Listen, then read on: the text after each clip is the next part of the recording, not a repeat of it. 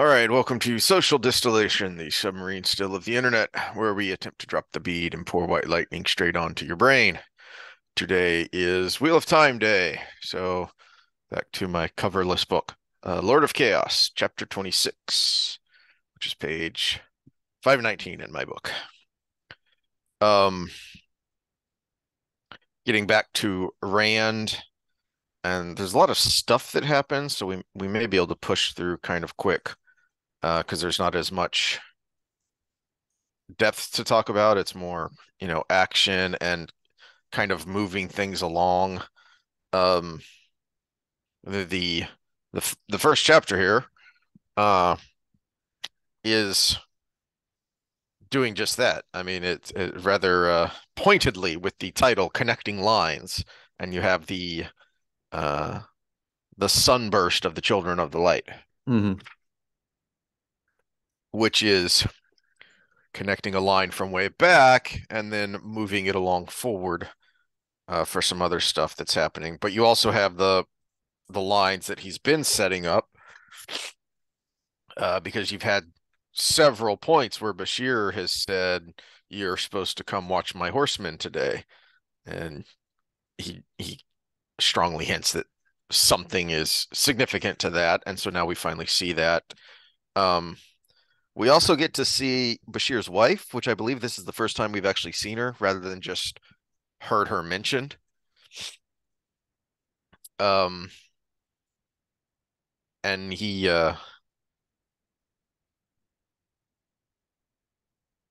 one of Jordan's great skills is introducing characters quickly. And Well, he a has good to. There's so many. exactly. So he's got to, and he's got a lot of practice. He's got to hook you really quickly, and he's got to make them memorable because there are so many. And he's very good when we first meet Taim. He's very memorable. You get exactly who he is very quickly. And we've heard about Davram Bashir's wife, and here we actually see her, and uh she only has a couple of paragraphs where Rand is um noticing the group of the officers' wives and thinking about her. And she only has one line, but it's uh very clear that she is a very formidable woman and is not in the least bit uh or at least not outwardly overawed or afraid of the Dragon Reborn. I wonder if the way he writes in perspectives facilitates that, or if it was just a natural byproduct. Hmm. Because it's not describing her; it's describing Rand's impression of her. And when you describe the impression of her, it's easy to zero in on the things you would notice as a person. Yeah. And also comment on the impact of that. So he's not just describing her eyes physically, but the impact those eyes have on Rand, you know, the very pointed and piercing way that she has of looking at him. Was it, how does it put it here? 521. Um, the Saldean women's eyes seem to press against his back. So more than just her, but she's the queen bee here. They have a um. He's also uh giving us a little more info about Perrin, even though we haven't seen him for a while, because he he's letting us know more about that relationship, even though Perrin's not on screen and won't be for a while. With because it's uh oh, I can't ever remember how to pronounce her name. Daira is the leader, but all of these Saldean women kind of have this trait, and Fail is going to be like that, and even more so because she takes after her mother. Um, and I like that scenes do more than one thing. Uh, a good illustration of this is go watch the scene uh at the beginning of the Two Towers where um where the Rohirrim are first introduced with with Carl Urban as Éomer, and it's like 30 seconds, and you very quickly figure out who Éomer is, what's going on in Rohan, and it has an impact uh on the remnants of the Fellowship as they're chasing after trying to rescue Merry and Pippin. So you get all of that in about 30 seconds. And contrast that with the hot garbage that we've been watching and talking about lately. You had how many episodes? What was Wheel of Time 8 episodes or I think 10? so. Yeah. Yeah. So you had all of that time, and we still don't really know who these characters are because their introductions and their interactions were so shallow that we know less about the characters and about the world they inhabit than we got from 30 seconds of Peter Jackson's The Two Towers. Um,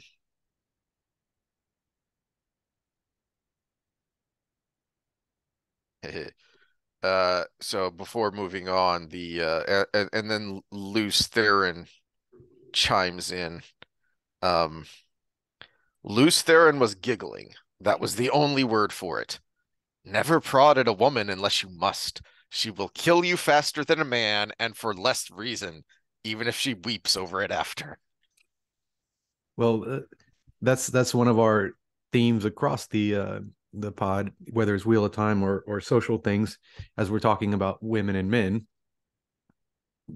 The whole ideal that the world would be a better place if everything was feminized is just plain ignorant. Hmm. They are just as violent. It just looks different. A great example of that is Rob Henderson talks about a woman who became part of an Amazonian tribe, kind of interjected herself into the situation, and the tribe took her in. And one of the ladies in the tribe didn't like that idea because she was of similar age and didn't want the competition. So she wrapped up a poison in a little parcel and gave it to her and told her she can either eat it or she could give it to somebody else in the village as a present. And ultimately, it ended up in a young boy's hands, and he ate it and died. Whew. And and the story came out that the woman had given the boy the thing that killed him. So she was chased out of the village. So the woman won either way.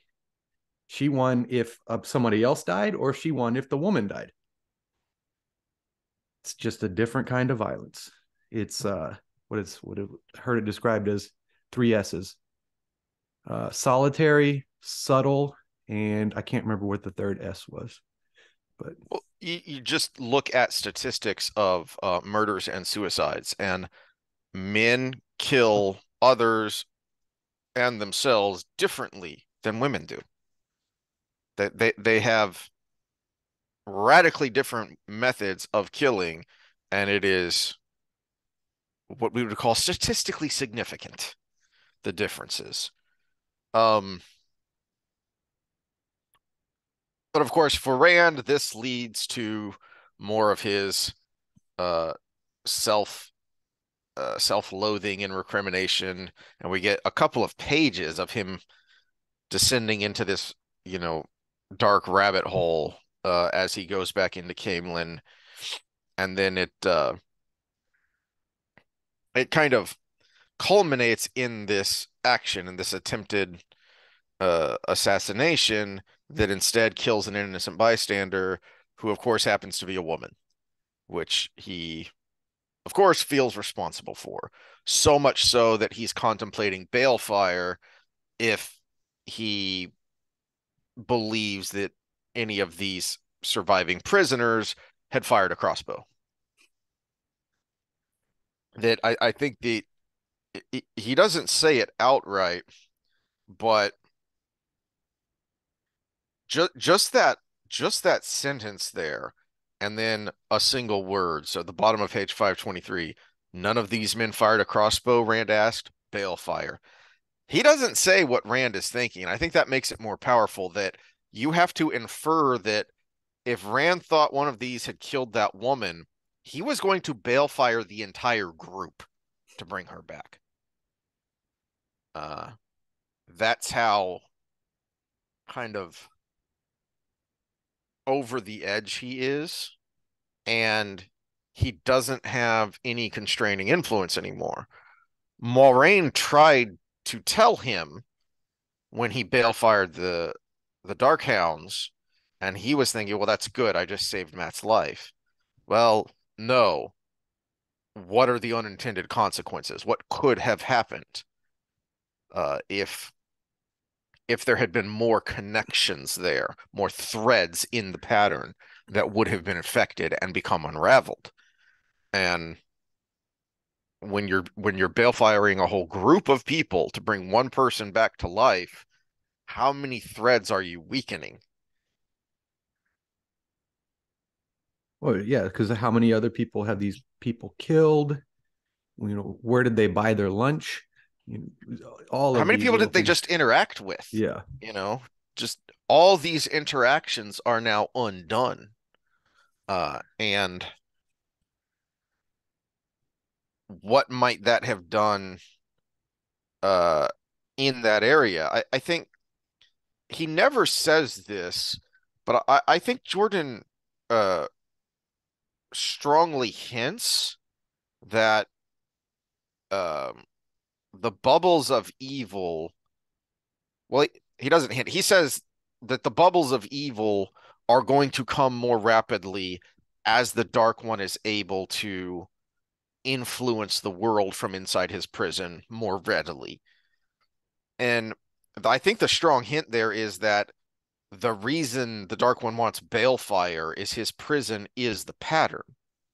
So if Rand unravels a bunch of threads around Caemlyn, how many bubbles of evil might pop up in Caemlyn because of that? And how many people might die because of those Mm-hmm. while he's trying to save this one person? And but he can't make himself think like that. He can't have that separation, in part because that part of his psyche is a raving madman. Because that's Lews Therin. Lews Therin knows that. Mm-hmm. That former life, those former memories, he was the general, and he was a grown man when he did it. He was not a child just becoming a man. That he had lived for centuries before the bore was drilled, and then we're not told exactly how long, but then there's a while of the world starting to change before the War of Power. So Balefire is kind of analogous to telling a lie. Because when you tell a lie, what lie do you have to tell again to cover the first lie? And then the lie you have to tell to cover those two lies, to cover those three lies. Balefire is, well, I can do this to fix this, but what do I have to do to fix the thing that happened because of this and the other thing that happened because of this? And then it's kind of the inverse of, and I'm always curious about uh, Jordan's theology and what he knew and what he'd studied and what he thought there, because I don't think I brought this up in our Wednesday church service, but Prager makes an interesting point about murder in the Torah, in Israelite law and Jewish tradition.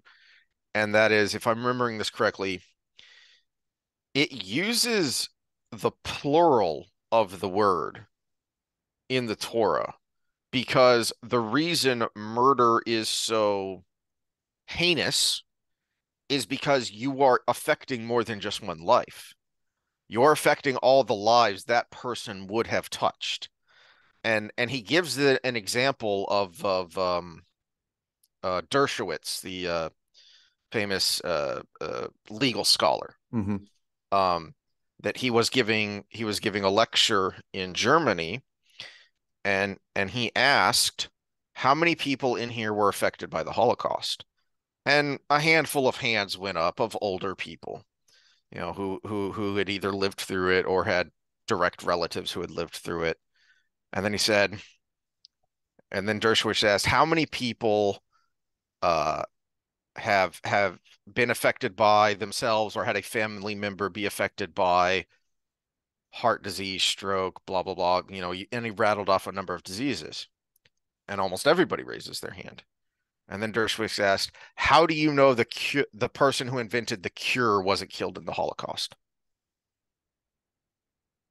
So that was the impact, that chain of lives that was cut short, and all the possible impacts that had. And that's the interesting mechanism that Jordan has created here with Balefire, is the butterfly effect of, all right, well, I snuffed that person out of existence for minutes, hours, days. All right, but that affected that, which affected that, which affected. I mean, what is the cascade there? Mm-hmm. And how big of a mess does it make? In fact, it's almost it's impactful enough the way he writes it, but it Mm-hmm. wasn't enough. When Robin was snuffed out from a matter of who knows how long, at least the length of time they were in the castle, because everybody Mm-hmm. was alive that was hit in the initial blast. Uh, Robin affected so many people in his life because of his position and where he was. Yes. The effect actually should have been bigger. He hit him hard enough. Oh yeah. The original guard should have been back in the castle. You, It is described. I should go back and I don't know where that book is. I'm pretty sure he describes it as something like a man-sized bar of white. mm-hmm. Whereas before, like with the Dark Hounds, he used like a finger-sized beam. So how much more impactful, how far back to that point?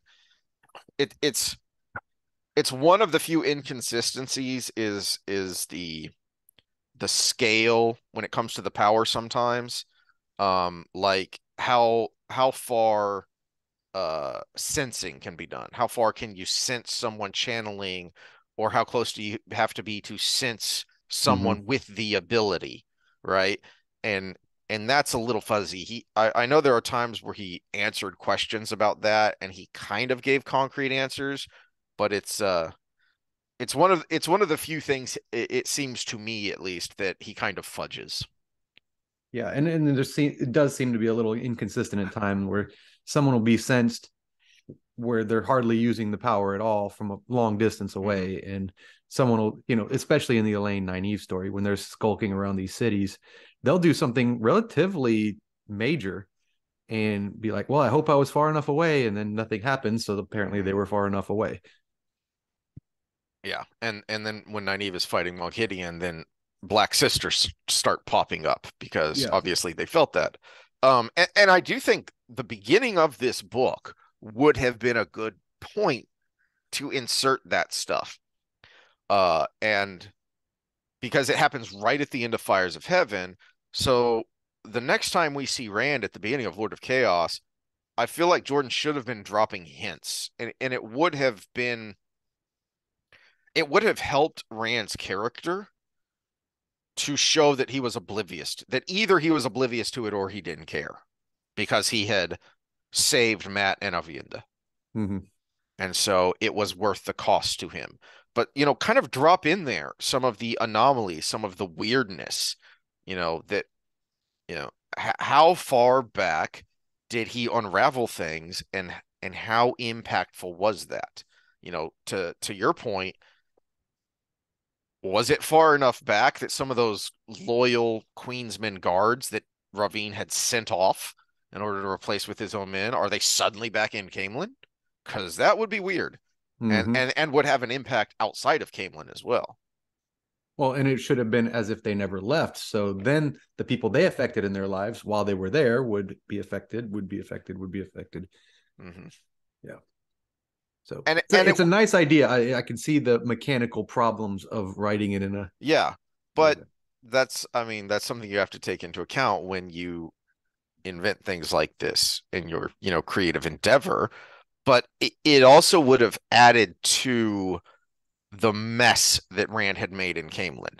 That it's not just that he's kind of stepping on himself while he tries to figure out how to play the game as a novice, and he's not as skilled as he thinks he is.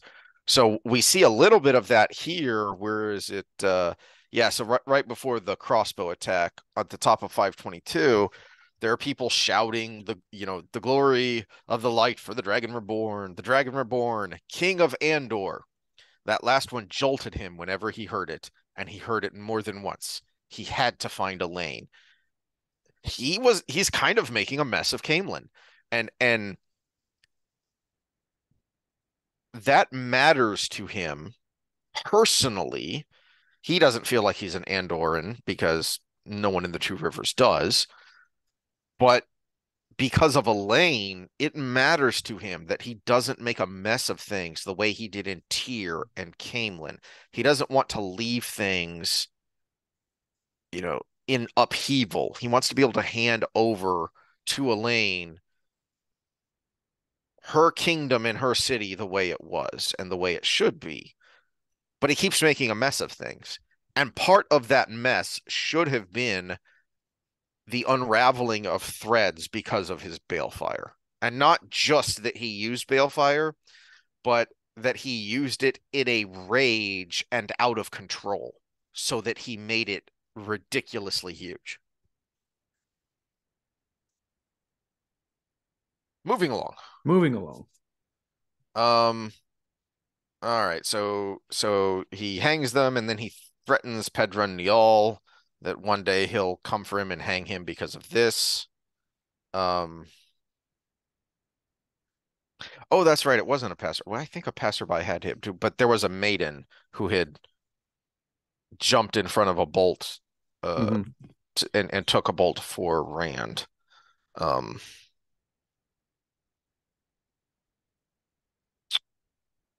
Well, you had mentioned that because you had said that's why yeah, I that's the thought I whole. thought it was a passerby, but I think a passerby may have been killed too. Anyway, the other tidbit I like here, um, that he uses that he doesn't like leave hanging is he frequently uses this kind of a gimmick of people talking to each other, but they're really talking to Rand because they know not just the maidens. I mean, the maidens are around him the most, and so they know him the best. But even these other Aiel who are guarding him, they know they can't just tell him stuff. They can't just say, "Hey, don't go in there. That would be dumb and dangerous." So this mountain dancer and this maiden are talking to each other as if Rand's not even there, but obviously it's intended for Rand. And he kind of gets it, but he doesn't really get it because he understands that he's the one being talked to, but rather than, kind of learning, he just gets annoyed. There was a passerby that was killed. Okay, I Another thought woman, and he memorizes the face. And because I feel like there's another assassination tip that happens later that also anyway. Um,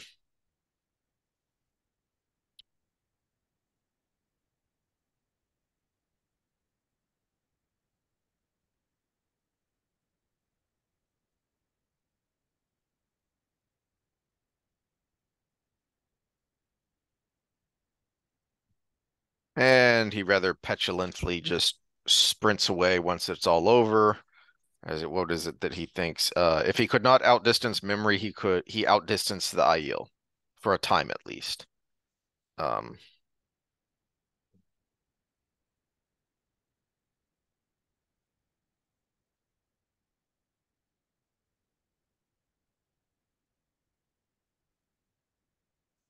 and then okay, and then we get the scene where he is talking to Alinea, uh, who is one of the uh simps who had gathered around Lord Gabriel, and he didn't get rid of. And uh,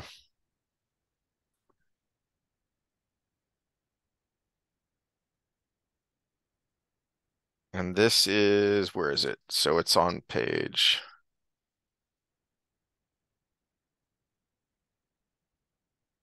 Yeah, so it's 529 where so he's asking about the queens of Andor and how the succession works basically because he's trying to um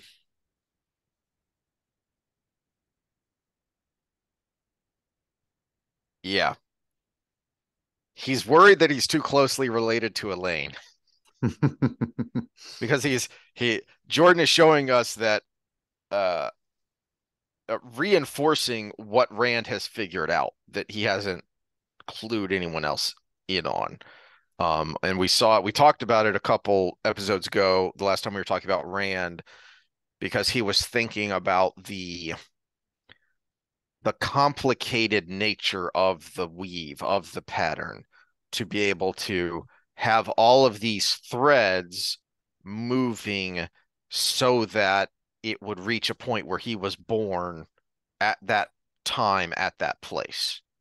Because all of these things had to happen in order to get his mother to go to the waste and then that led to a cascade of things that led to Layman cutting down the tree, which led the Aiel to come over from the waste in order to hunt him down and kill him. So that has got him thinking, oh, wait a minute. Do I have the hots for my cousin? Yeah. Oh, no, no, because it's royal cousin, as in if we were farmers, no one would think we were related at all. And then he goes, woo. And then he feels guilty for going, woo. Who is your daddy and what does he do? Mm-hmm. When you had my dad, that's an important question to ask when you were dating. And the last couple of paragraphs really kind of pound home what I think this chapter is all about, which is uh Rand's continuing descent into self-loathing and recrimination, that he has gone from being self-critiquing and is full on self-critical. And it's setting up who he is going to become, that how and why he is becoming so different from, the young shepherd boy just becoming a man that we saw at the very beginning of the Eye of the World. Uh, for a long time, Rand stood staring at nothing. No wonder those ancient queens had been staring at him. They knew what he was thinking when he did not himself. That sudden worm of worry that had gnawed at him unseen since he had discovered his mother's real name. But Tigraine had not been related to Morghese. His mother had not been related to Elaine's mother. He was not related to ... You're worse than a lecher, he said aloud, bitterly. You're a fool and a... He wished Luce there would speak, so he could say to himself, that is a madman. I am sane. Was it those dead rulers of Andor he felt staring at him, or was it Alana?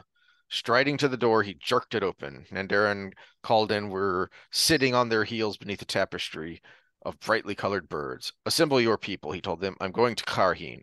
Please don't tell Avienda. So, not to tangent us too much, but have you ever heard of the Westermark effect? Mr. Mark effect? It's what causes disgust with the idea of mating with your siblings. Mm. The So is only this problem, related to that neurobiologist dude was talking about the triggers of um what was it, that if you stimulate a certain part of a rat's brain, it gets really horny, and if you keep stimulating it, it starts killing everything. no, no, this would be more. So Okay. that was in the hypothalamus. Mm. This would be probably more of an insula reaction because it's related to disgust. So, Okay. so you're well, that's not the Westermark effect. Your siblings isn't the Westermark effect. The Westermark effect is the fact that they figured out it's not who you're related to, it's who you were raised with. Mm. So if you were separated from your real siblings at birth and you were raised with a foster family and you came across your real sibling, you would not feel it at all. Especially a Even house episode about that. That's really disturbing and depressing. but if you were raised with somebody, even the pheromone smells cause you to feel disgust with the idea of sexual attraction. So your step siblings would have no, even if they were the most beautiful people in the world, would have no effect on you in that way. In fact, the thought of it would make you feel disgust because you were raised with them. Intriguing. Because you would think it would be a uh Smelling your own family, or yeah, yeah, some sort of genetic some sort of component to it. genetic tie there, but this is a weird crossover of nature and nurture Mm-hmm. because there is something physiological happening there, but it's not totally physiological. And the other part of it is, think about this whole push for communal child raising and things like that. What would that do in that situation where all these kids are raised together? Well, you're going to have a bunch of kids that are disgusted to do anything with each other as adults because they have this underlying chemical reaction every time that even unrelated people, they couldn't, they would have to venture out. That's weird and creepy.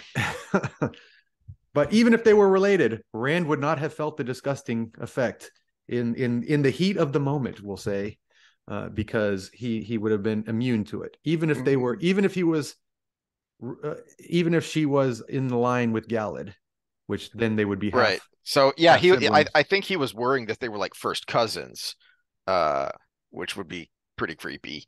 And I think that's why he was so uh worked up about it because he hadn't felt anything. So then all of that he should have felt came piling on after the fact, and he's, kind of digging into his brain and making him worry. And I mean, even once he realizes that it's okay, he's still full of self-recrimination because he's a lecher, because he loves more than one woman. Mhm. So how much worse was it when he thought one of the women I'm in love with is very might be very closely related to me? Well, and then go back to his raising. Anything outside of wedlock was also considered a lecher. So I mean, you're going to almost the most conservative of raisings, Hmm. and then And add to the that's a fact good that point. he's completely the opposite spectrum of it. Maybe not so much as Matt, who would And dawdle so a girl on his knee, but he's already feeling that guilt because he's already broken that taboo. Not only did he break that taboo, but now he can't have he can't do anything about it with Avienda because they're in such a weird place. Um, that she seems to be, and how much worse does it make it that she seems to be? We kind of know from other perspectives that she's not as fine with it as he thinks she is, but outwardly it's like it didn't have an impact on her. So you have broken this taboo. Uh, you know, he's the girl who finally gave it up to the guy that she was convinced that no, he's the one, and now he's ignoring her, and that's Rand. well, and this is why I hate the show so much, Ugh. because we will never get this dynamic at all. Because not only was he diddling Egwene right from the beginning, but even the three women thing isn't going to be a big deal with the way they played the societies. Look at the threesomes with the warders right away. It Hmm. wasn't that, oh, this is the way greens are. This was just natural. It was in there like And nothing was anything out of the ordinary. and in the books, it's hinted at. You the reader know, and there are some people in world that oh, that's what's going on that kind of figure it out, but it's never blatant. Mhm. It is never public. There is a proper decorum, and I don't think we've seen that yet. Yeah, and we're going to see that here in a bit. This isn't a real spoiler thing, but it's the people of Camelin are so stuffy and uptight that when they let loose, it's like Carnival and Mardi Gras together times 10. Mhm. And that's why, because it's, yeah, we'll talk about it more there, but there's a reason they all wear masks. There's a reason these festivals, and you see it in Evudar too, even though they're way less uptight, but there's a reason they put on masks. You know, there is a reason the masquerade ball was invented, so Mm-hmm. that you can do the things you're not supposed to do in public in public. Uh, Oh, yay. where am Back to I? Egwene. Ah, crap. Yeah.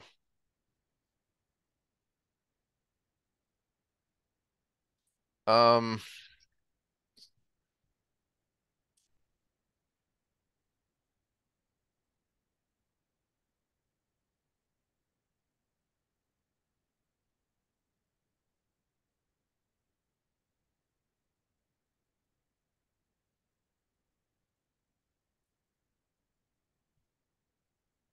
this makes me want to. I think we decided to do New Spring when it was released, right? So right before Path of Daggers, Mm-hmm. because that's one of the things that made Path of Daggers take so long. Because one of my thoughts when I read this chapter 27, when I read these opening pages, is the dynamic between Lan and Moiraine when they first meet. Because Gawyn is kind of being very Lan-like here with his self-assurance and his um martial proficiency, that he is, he's on a mission, and so he's very direct, he's very simple and straightforward, but that means he's telling Egwene what to do, because this isn't her area of expertise. This isn't what she does. She's not like Gawyn when it comes to this kind of stuff. And so she resents the hell out of it. But unlike Moiraine, she never seems to come to terms with it and understand and appreciate it. It is one of the very few things that was done quasi decently good in the show, and it is telling that Sanderson had to fight for it to make it happen, which was that the first episode or two and the dynamic between Lan and Moiraine. Mm-hmm. I don't feel like we needed to see Lan's ass, but the the how stoic he is in public, and then in private when they've gone up to their room, then you see him playing devil's advocate. You see him disagreeing. You see him telling Moiraine, "We're wasting our time here." I mean, he's not going to leave. He's not going to tell her, "Let's leave." He's going to follow her lead, but he's going to tell her what's what from his perspective when they're in private, and then in public, he's going to make sure that he never blatantly counteracts her authority. Instead, he's just going to protect her. Well, this is I told you I'd listened to that Sanderson podcast where Hmm. he talked about the entire series, and he talked about fighting for that in the context of he hated how they did Lan in the last episode, because basically he just disappears looking for Moiraine and then shows up at the last second and she tells him what happens. That was Lan's role in the last episode. And he said we could have kind of circled back to the beginning of the whole thing, and he did exactly what he did from Moiraine in the first one with Nynaeve in the last episode. And that would have been his advice had they consulted him, but he had no consultation in the last two episodes. Or even just do what frickin' Jordan wrote it. He Mm-hmm. actually wrote it so that you could have done it. Lan, knowing full well that he can't do anything, he charges the Forsaken at the end of the Eye of the World, knowing he can't do anything, but he's just trying to distract them. He's just trying to get in the way, and he gets flung to the side like he's nothing and knocked unconscious. So he doesn't do anything for the finale, but it's not because he's not there. It's because he's completely overpowered, and in his attempt to do anything, he's just, you know, smashed. You could have done the same thing at the end of the show. Is he shows up at the climax, and then with just a wave of his hand, Balsamon tosses him against the wall, and there's a smack as his head not, cracks against the wall, and he falls unconscious. There, he's done, but he's still there. He's still doing what he's supposed to do. It tells you about his character that he's the Secret Service guy who's going to jump in front of the bullet. That's his role, and he accepts that. Well, apparently the insider information on that last whole sequence was the end of that was all rewritten because of COVID rules, social distancing. Oh my gosh. The four girls on the ridge battling the CG Trollocs was the COVID rewrite instead of having a battle of Shinarans. That was the original plan. So it could have been better. It was originally planned to be a little bit better. I think if that was the case, they Wow. should have made it public and they should have done a CGI Shinarian battle. And Which everybody would have accepted it because we would have been like, yeah, COVID at that time. which you actually could have done, because I mean that's what, again, back to Peter Jackson's Two Towers, which was done 20 years ago with better CG. That's what they did, is up close you had a few actual people fighting, and then when they pulled back to the big shots so that you could get a sense of the scale of the Battle of Helm's Deep, that was CG. And so obviously there was some in-person filming because you had that, wall scene where they're inside the wall. You Mm-hmm. could have intercut that with big overview CG scenes to show large scale battle happening around that. But I'm going to do a rewatch before the second one comes out. But I'm curious to watch the in the wall scene. How far they're distanced on those arrow slits? Is it 6 foot distancing, which was arbitrary to begin with? But we digress. But we digress. Okay. Back to the story. We can talk about that stuff in spoilers, I guess, or in not Yeah. chronological order discussions.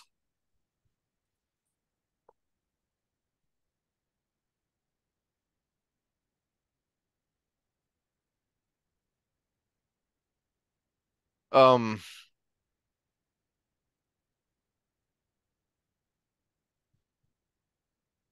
I will say uh one of the positive points in this scene here is on page 534. And it makes me think more and more about what we talked about last time, which was rereading this and thinking about how things end. It Well, tread carefully here, but it makes me wonder what Jordan intended and how he would have written it, because y you do get a pretty good sense of Egwene trying to walk this fine line and trying to respect someone else, because she's thinking about how she needs to know more about these Tower Aes Sedai, who they are, what they're planning, what they intend. But as she thinks here, if only she could bring herself to question Gawyn, it would not be betraying him to ask just a few small questions, their jaws, where they went, or no. She had made that promise to herself, but breaking it would dishonor him. No questions, only what he volunteered. Because remember, when in the first scene, she's thinking out loud and she doesn't realize that she spoke out loud, and Gawyn offers to, let's just leave. You and me will go to one of my personal private estates. It's up in the mountains. It's not near anyone. and will. So he's willing to betray and abandon his duty to a degree, but he is sworn to the tower and to these Aes Sedai and to protect them. So that's when she makes that promise to herself is I'm not going to push him to betray whatever oath he feels bound to the tower and to this em, emissary of Aes Sedai. So anything he volunteers, I'll catalog it away, I'll use it, but I'm not going to press him. And I like that she thinks I made that promise to myself. I made it silently, but if I break it, he's the one who gets dishonored, and I'm not going to do that to him. I wish we would get more of that from Egwene. Mm-hmm. Well, this is something going forward. Let me write this down for spoilers. Hold on. Which is, I think this is one of the big. This touches on one of the big reasons people really start to dislike her.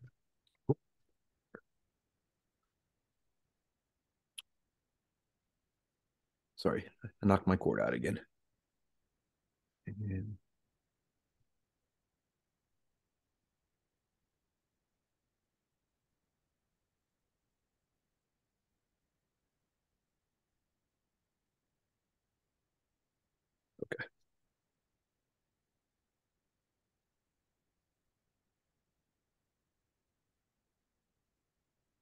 Um, or did you have something you were going to say, or are you just no, no. What I wanted to spoiler say, thingy? I put Okay. it in the spoilers. Yeah. Okay. Um, I do like that we get a couple of pages here of Jordan being problematic to the modern audience, and I love it that you get just the girls here. So they're speaking openly and they're talking about men and they're talking about the dynamic between them and the power dynamics because these are wise ones in training and they're talking about the Karakarn and as it is, where is it? So page 537. Saranta immediately tackled a stare over how she was ever going to deal with a whole chief, much less the scepter or clan chief, if she did not realize that a man did not stop being a man just because he led, while Astaire maintained stoutly that the Karakarn was different. Uh, so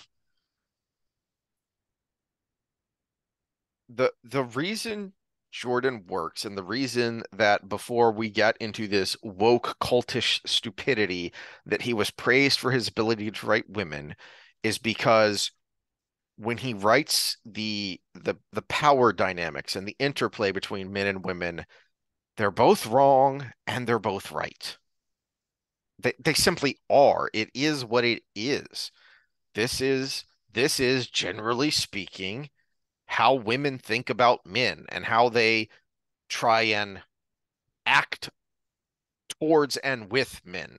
You can call it manipulative or you can call it, simply being feminine or whatever, but this is them being real with each other. And it works because it has so many streaks of truth in it that we're not allowed to acknowledge anymore.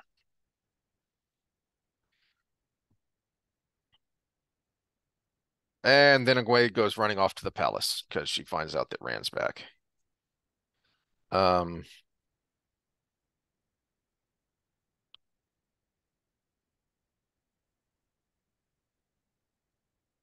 um,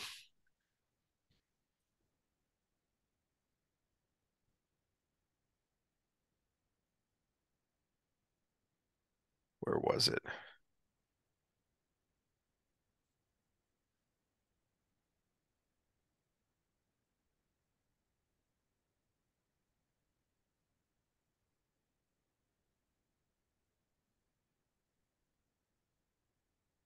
What are you Um, looking for? yeah, okay, here we are. So 540 is um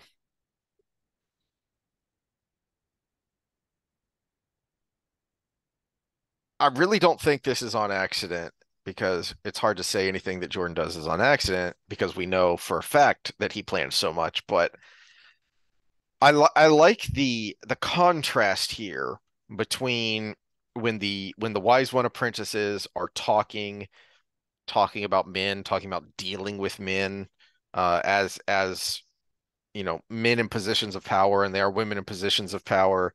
And then you get this interesting contrast here with when Egwene tells the maiden, "My sisters can't know I'm here because there's bad blood between us." Um, and uh, this uh, goes to what you were talking about earlier with the way women behave to each other. The worst bad blood is between first sisters, Samara said with a nod.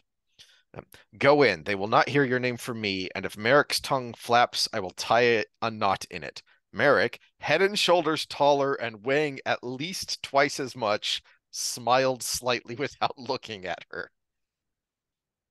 Because, yeah, you've got the contrast of the women talking about and thinking about how do we deal with men in positions of power to push them in the ways we want them to go.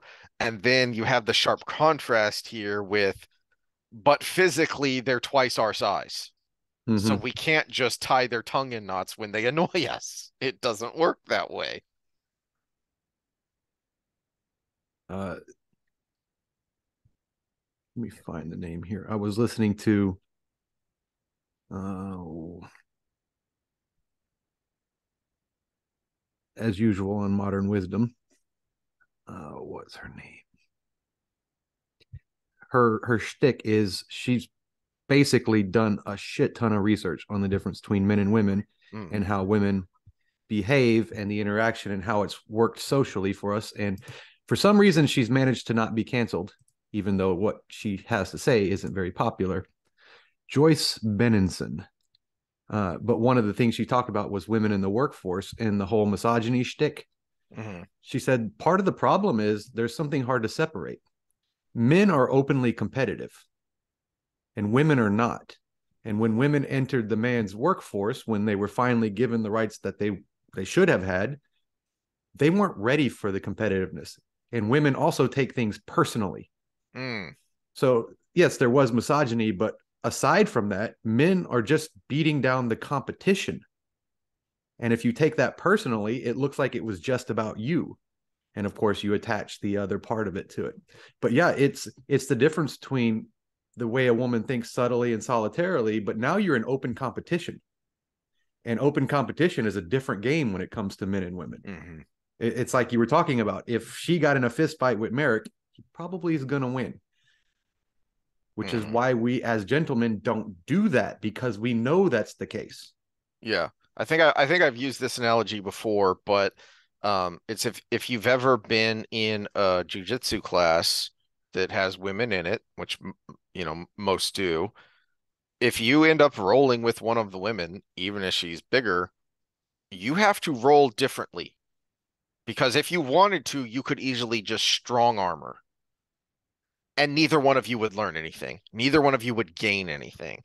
So it's actually helpful because it forces you to rely on your technique. It forces you to think through your technique rather than just trying to muscle it in because you could easily because we're different. Yeah, jujitsu was developed for the smaller person to overcome the bigger person, especially for women, which is why it was so great for women. The problem is you're all learning jujitsu in there. So when skill is equal, the other things matter. Hmm. If it's a bar brawler trying to take advantage of a woman and she's a jujitsu black belt, she's got a chance. But that's only because she has a skill that he doesn't have that's designed Yeah, for fighting him.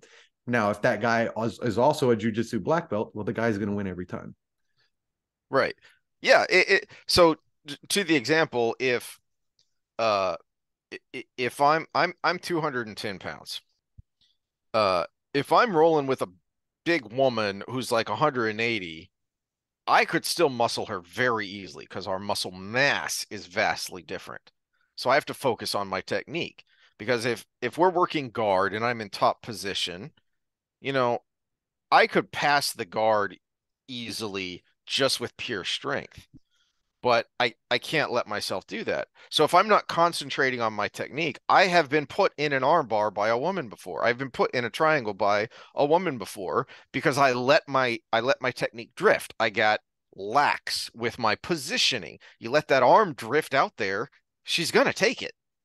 And then that's the whole point of jujitsu is once she has that arm wrapped up and is applying pressure to it, it doesn't matter that her muscle mass is half or less of what yours is, because all of that mass is on your elbow. Unless you can bicep curler like that big light Unless you heavyweight can did to buy a me. set curler. Oh, that hurt. Uh, okay. Back to the book.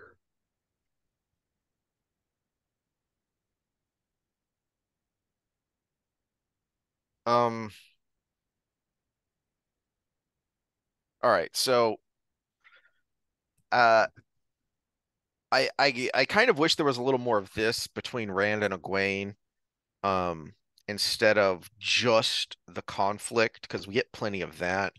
But I feel like this, bottom of 541 going over to 542, there's kind of a sad moment here, I feel, with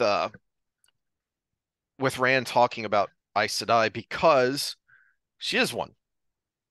She's different because she is also a childhood friend, but so Egwene says, you cannot trust Elaida. You know that. And Rand's response is, I don't trust any Aes Sedai. There was a hesitation in his voice, as if he had started to use another word, though she could not imagine what. Will try to use me, and I will try to use them. A pretty circle, don't you think? If she had ever considered the possibility that he could be allowed near the Saladar Aes Sedai, his eyes disabused her of it. So hard, so cold, that she shivered inside. There's, you know, there's a very personal and poignant innocence lost moment there because again, this is not just a childhood friend, but someone he was practically betrothed to. And she's in that camp.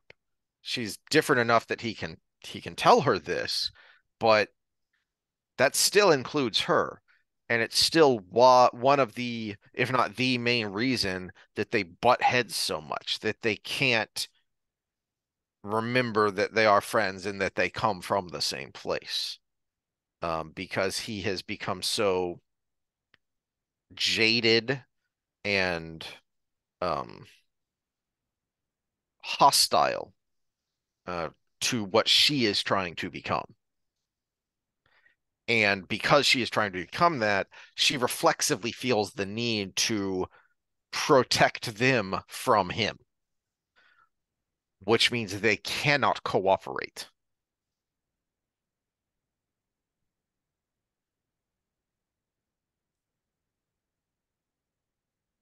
Um,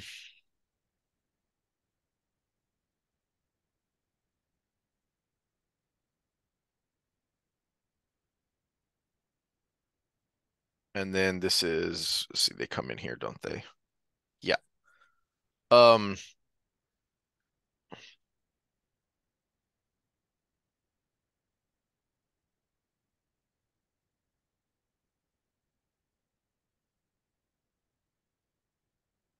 Adding to that, we get that she is still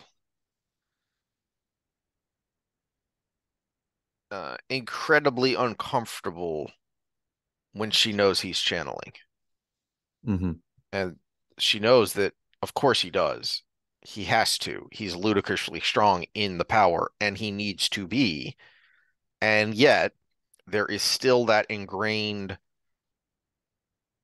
cultural bias that is then heightened by the institutional bias of I'm Aes Sedai, or trying to be, and he's a man who can channel. This is unnatural. Um, we get that, but then we get, her um we get this with this meeting from her perspective, and it's just a little blip, but it's really important because this is something that they should be working together on. They should be sharing information when she thinks, okay, it's smart of you to look at their faces and make sure none of them are full Aes Sedai. But they could have been recently raised and they wouldn't be showing the agelessness yet. He needs to know that. They need to collaborate together on these things. But they so quickly butt heads that she can't help him in this area where she is most able to help him. And it has ramifications down the road. Well, we already used the thumbnail where it was all these things wrong with the people in the Wheel of Time, but in the middle was failure to communicate. Mm-hmm. Mm-hmm.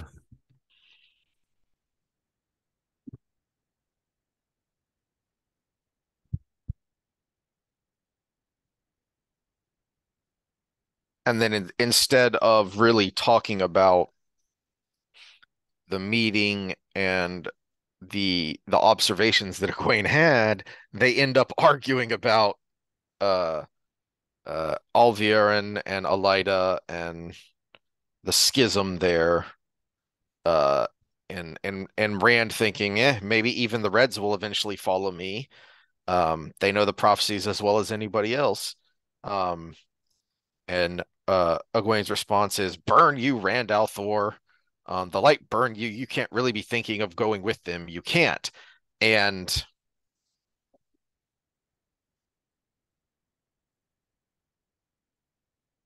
then he pisses her off with, he showed his teeth in amusement. Amusement. Didn't I do what you wanted? What you told me to do and what you wanted?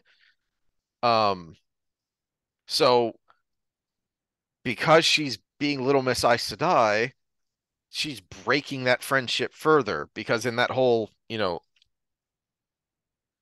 conversation leading up to the Aes Sedai coming in, she was trying to manipulate him.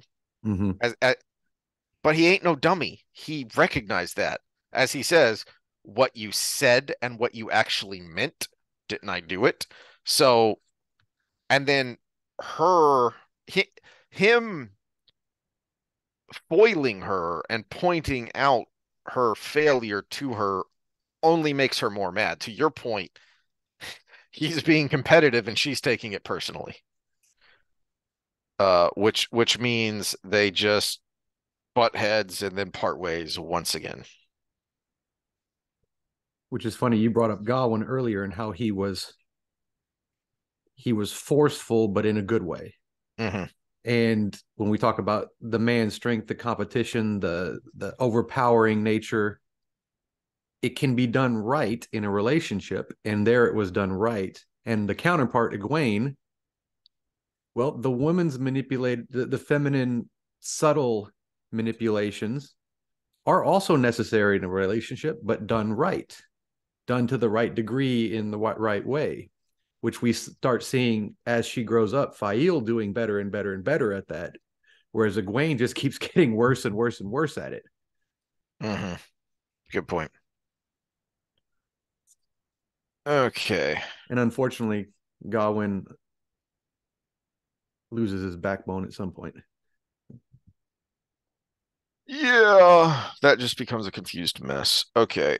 How much more do we want to keep going here? Well, we got a lot of comments to get to, and so Let's pause there for a second and then figure out if we want to keep going or stop it there. all right. All right. So took a little pause there to refresh my memory and not just on this chapter, but on what's next, because we definitely want to start on chapter 29 next time. So uh relatively easy to breeze through chapter 28. And I think I've mentioned this before. He only does this a couple of times, and that I think there are more times where Jordan could have basically given us a training montage from Rocky and breeze through some things. Because he kind of breaks his normal POV thing here. kind of like he did at the beginning of the Dragon Re or not the Dragon War, Fires of Heaven, when he very quickly kind of breezed through a chunk of time uh, i- when they were in the stone before the Trolloc attack of what's going on, and we kind of get that here of just in a couple of pages. Rand is agitated. He's annoying lots of people. He's kind of going stir crazy.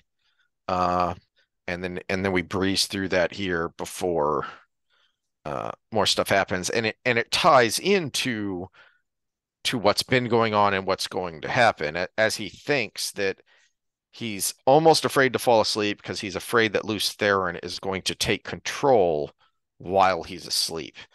Um, and it and we get a little bit of that once it kind of starts in with the specifics here of with Lews Therin's voice thinking that death comes.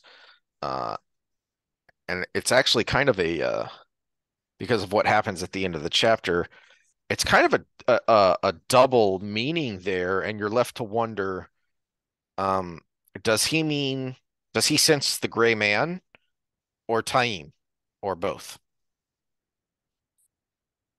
Because for whatever reason, uh, I mean, we're told that channelers who are especially sensitive can sense these things, unless the dark creature is shielded.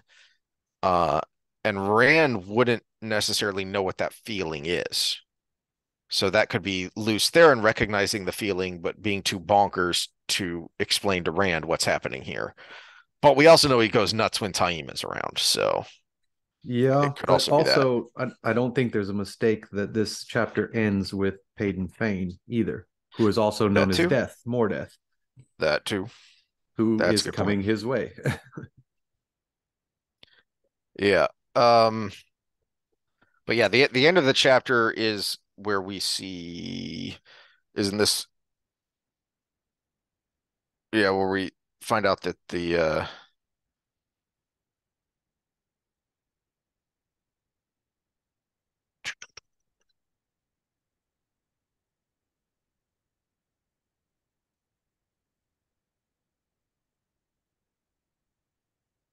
yeah.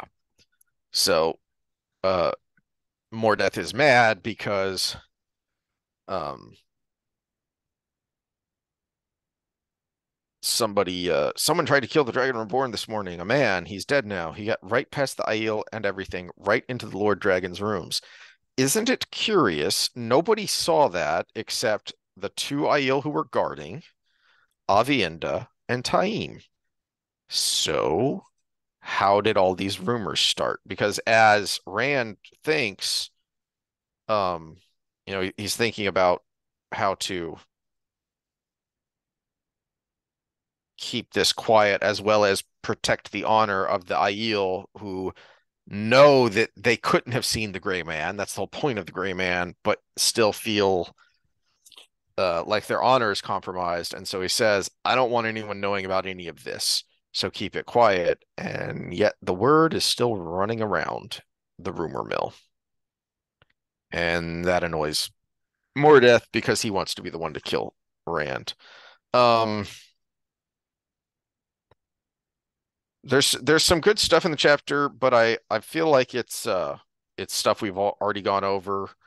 Kind of the interplay between, because you get the much more blatant Rand complaining that he doesn't understand Aiel, and the Aiel saying, no, you just don't understand women, but men are easy to understand.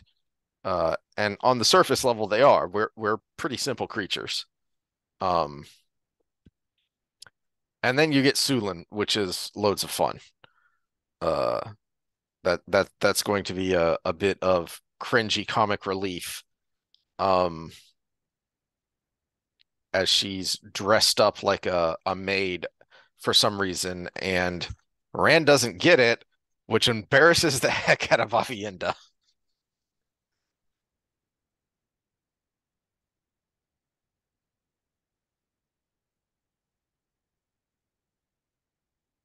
Here it is, 564. He spoke quickly to forestall any such thing. Since I caused Sulin to do what she did, don't I have tow toward her? Apparently, it was possible to make a bigger fool of himself than he already had. Somehow, Avienda's face grew redder still, and Jelani took a sudden interest in the carpet under her feet. Even Nandera looked a little chagrined at his ignorance. You could be told that you had tow, though it was insulting, or you could be reminded of it. But asking meant that you did not know, which I think that idea says a lot about Giotto and the honor system and how it actually works, as Jordan intended it.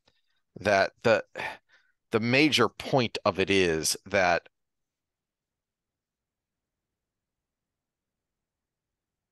your honor is yours and you have to know it, or it's kind of like he says a couple of times that there, as far as the Aiel are concerned, there are two people in the world. There are those who follow Giotto and those that don't. And the reason in their mind no one, everyone outside of the Aiel lack honor is because of their ignorance. Because they're so honorless, they don't know that they are honorless. And I think that's what Rand just demonstrated here. All right. Any other thoughts about this chapter before we move on to spoilery things? Nope.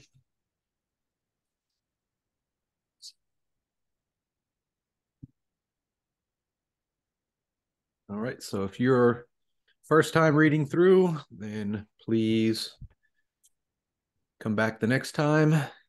Otherwise, spoilers. Do you want to start with comments or do you want to? Well, so spoilers go away. I'll kind of start at the end there because there's an interesting interplay with Taim and Rand that is kind of a nice little clue where where Taim says that he would be very interested to know if Samael sent the Gray Man, and it's more than just protecting the Dragon Reborn or fighting an enemy. There's something deeper going on there, and it's one of the things that fueled the Tamandrid thing so much is because he's a skeevy dude, and Mm-hmm. then there are all of these clues that I don't think he's fighting for our side. Because the reason would care is that, at least for now, they're not supposed to be trying to kill Rand still. So if Taim is a dark friend, then he could rise high if he was able to tattle on one of the Forsaken and say, "Hey, this guy's trying to break the Dark One's direct order." Mm-hmm. It does leave you wondering though, then who sent the Gray Man? Because so far as we know, no one other than a Forsaken has the power to order a Gray Man. And Yeah, it's and that's the as far as we know is still the open book. I always just read it as Tame sent the Green Man to show up to save him, mhm. to Yeah, to I know further that's himself into the circle. that's one of the main theories. My thought though is, since he does seem really interested in knowing if Samael sent him, that that to me, I read that as genuine. Like he genuinely wants to know, was that Samael? My guess would be Grendel because she is playing in the shadows, and we know she's active. We know she's afraid of Rand. Uh, and we know she's being very careful not to do anything overt, and definitely nothing that would point back on herself. So sending a gray man would either get rid of Rand on the sly, uh, without it being traced back to her, and if it fails, then it's just going to focus Rand even more on the other Forsaken that he knows where they are. So that's my assumption, but I like that we don't know. I like that there are a lot of little things that we don't know. That the world is full of mystery. I like that. Now, sometimes it can get frustrating because there are some dangling plot threads, that that are left open and are kind of annoying. But little ones like these, I like that we don't know. Not everything is tied up in a nice, neat bow, and that was something that Jordan said when he would, when he would be asked questions that if he didn't want to answer, his most infamous response was read and find out. But he would also say flat out, look, not everything's going to be wrapped up. Not every mystery is going to be revealed. Not every puzzle is going to be solved. There are going to be some mysteries left at the end because he's trying to craft something real. And in real life, you don't know all the answers. I'm trying to remember what Aes Sedai Masana was. Was she in that entourage? Because she could be a culprit as well. Good point. I don't think she was. What? I will have to. Why is she not in the big book? Unless I'm misspelling her name.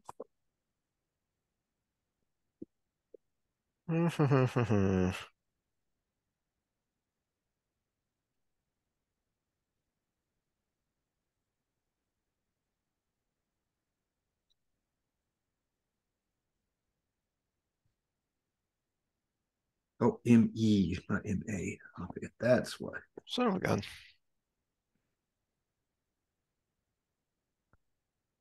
There you go. Oh, wow. I accidentally found the old FAQ. You remember that? Oh, way back in the day. Yeah. This like predates wikis. There was just the Wheel of Time FAQ that someone had made, and it's kind of defunct now, but you can find it elsewhere. So, that's fun. Anyway, I've gone and got Okay, myself sidetracked. Danelle, Danelle.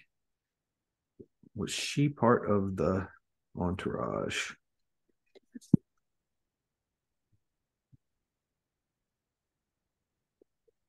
We just have them here.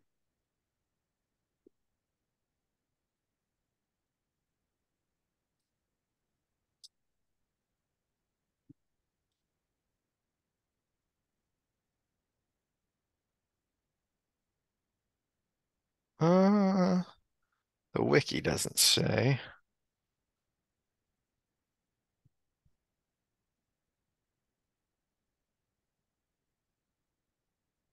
No. She's at least not with the ones that had the meeting Okay. with them that I day. didn't think so. Yeah. Because that could have been another culprit.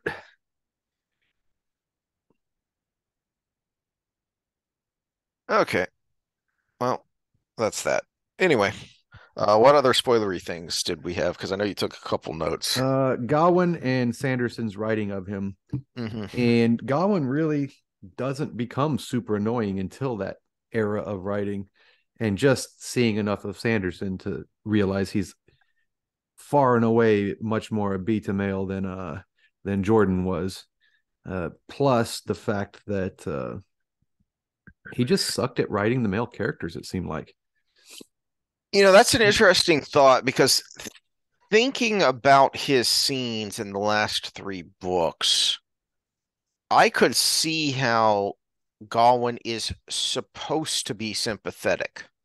That the author is writing him as someone who is you're supposed to have a lot of sympathy for and is supposed to be having this big redemptive arc. It just doesn't work. Mm-mm. It Let's makes me see. it makes me want to go back and reread Knife of Dreams. I'll just wait until we get there to see how many times, if any, Godwin is in there and how Jordan wrote him at the end to contrast. But then Egwene and Jeato, in this book, you see the intricacies of her thoughts on how this person didn't have honor for this reason, or she needs to do this because of her honor. Hmm. Where later on, it's she ceased to even have those thoughts about herself. She would blurt out every once in a while about the other Aes Sedai, oh, they have no honor, but you never got those intricate thoughts. Mm. And I almost wonder again, Sanderson, if he even understood Jaito like it was supposed to be. I mean, it's very complicated. That's a good point because to me, the climax of Egwene's story arc, her character arc, that really makes it great for me is her in Knife of Dreams when she's a captive in the White Tower, and that was Jordan finishing up her storyline, and it those scenes are great. Those are the best Egwene scenes in the whole series, and to my mind, some of the best scenes in general in the whole series is that those chunks of scenes in Knife of Dreams with Egwene. Yeah, and I think yeah, you kind of wrote her a little bit the same, but you didn't get the inner dialogue that added Mm, depth to the decisions. You just yeah, got the annoying outcomes of the decisions. that's a good point. And that's all I had written down. Okay. Comments then. I don't remember what we were talking about. You may remember the best deja vu reboot in TV history was Bob Newhart, where he awakens to realize he was still the character in the first Newhart show. Oh yeah, What that's were we old even school. talking about there? Uh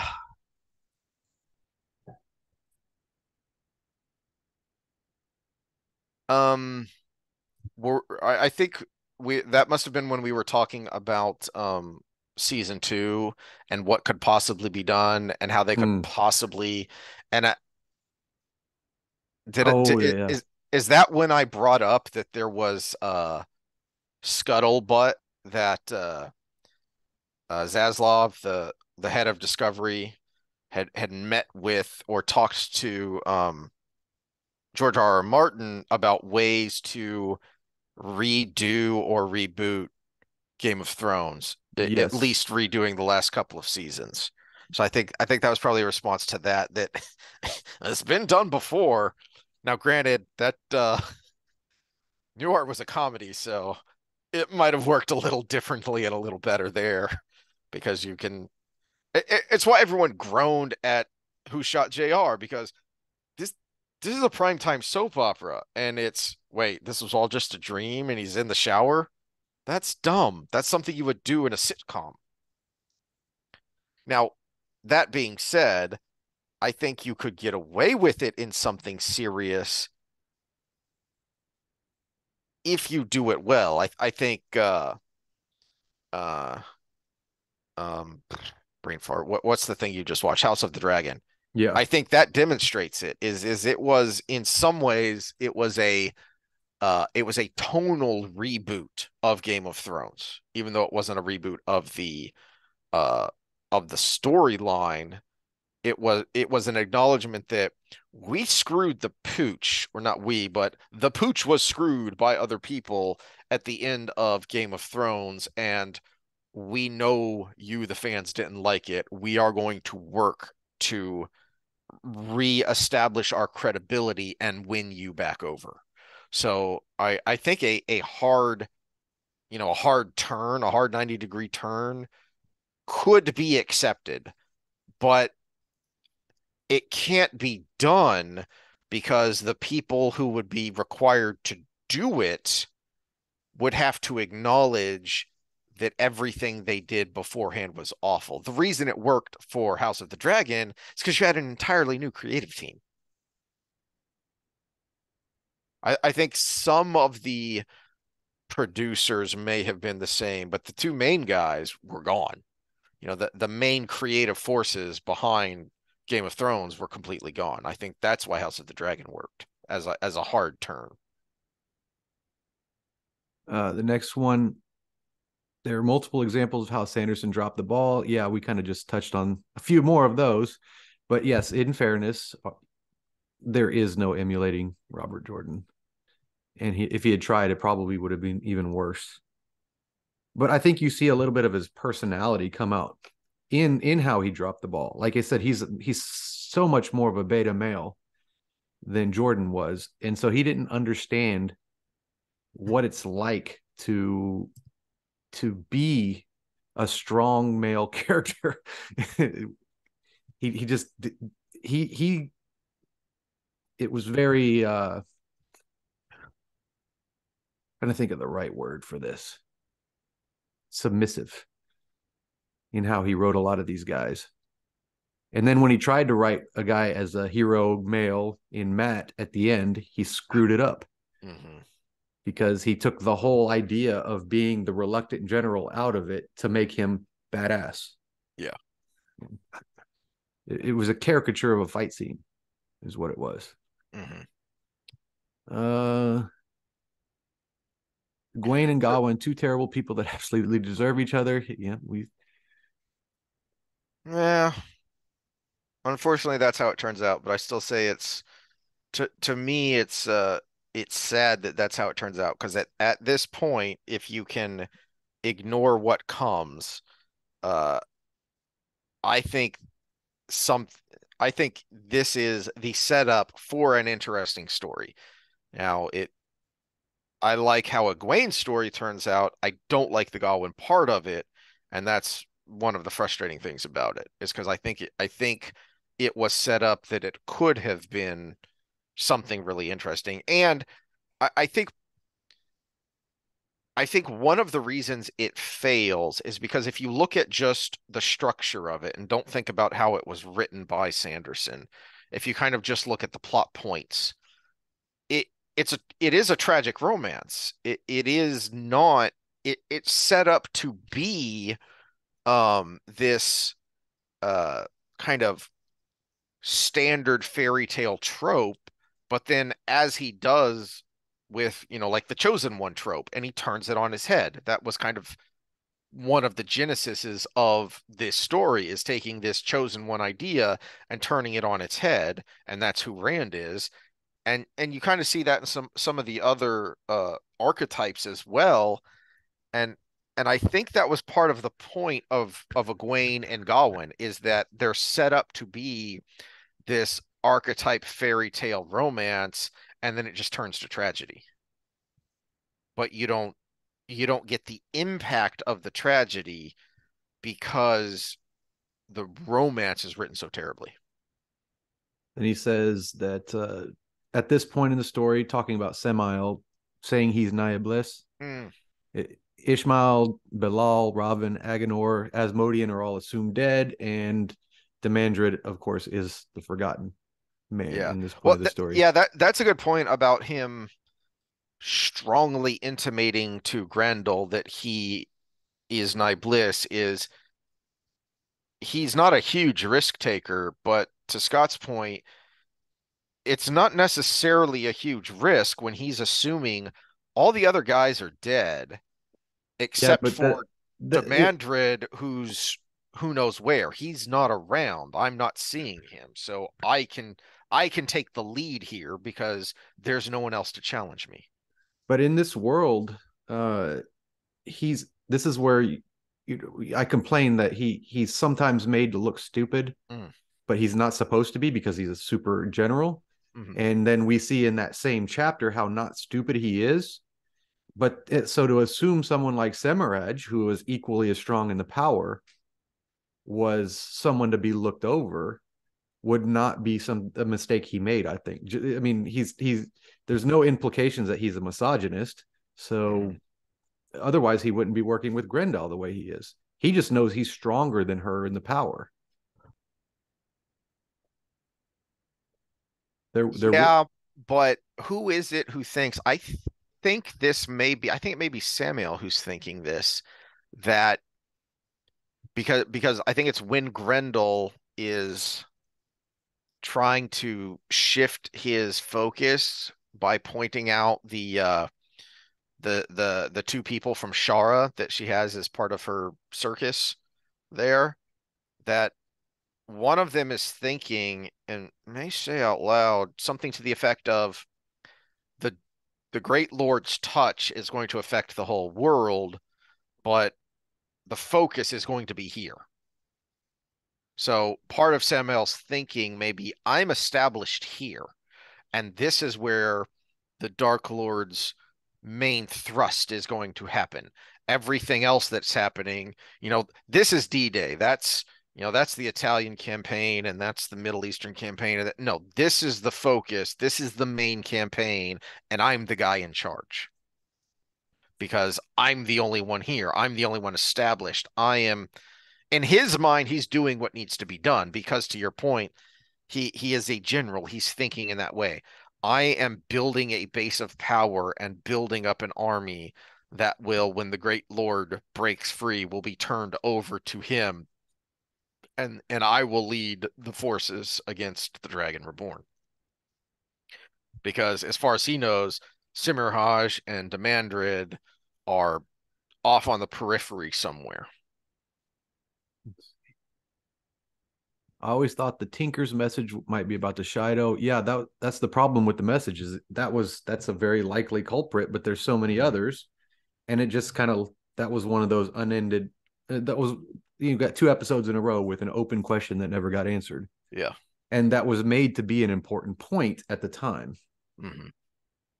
Tolkien was correct. There is a real black and white to the conflict between good and evil. The entire history of humanity has shown that battle played out. Morality is the brick upon which civilization is built. Let's see. Yeah, where it gets muddy is the details. Mm-hmm.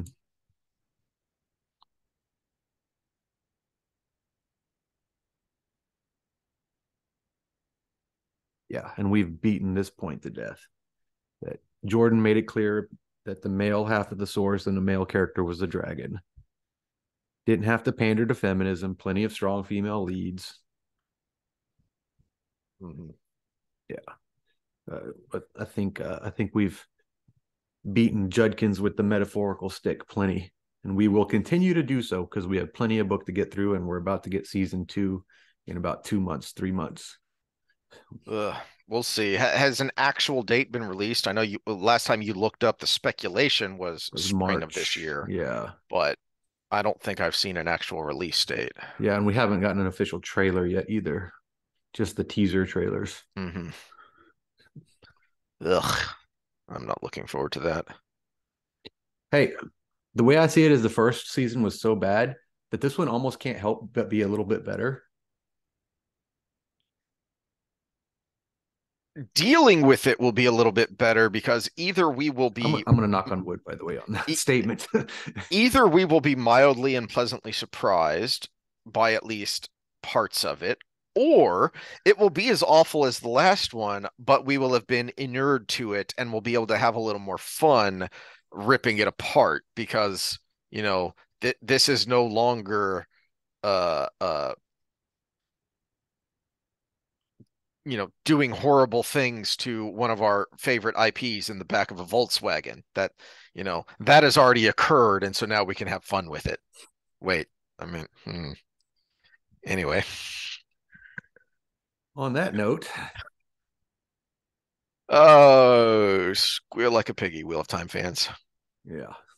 All right, so we will see y'all next time, and some interesting things happen with the chicks next time. That's why we stopped where we stopped because there's a big Nynaeve thing that happens, and we'll see what thoughts we have about that when it occurs. All right. See y'all next time.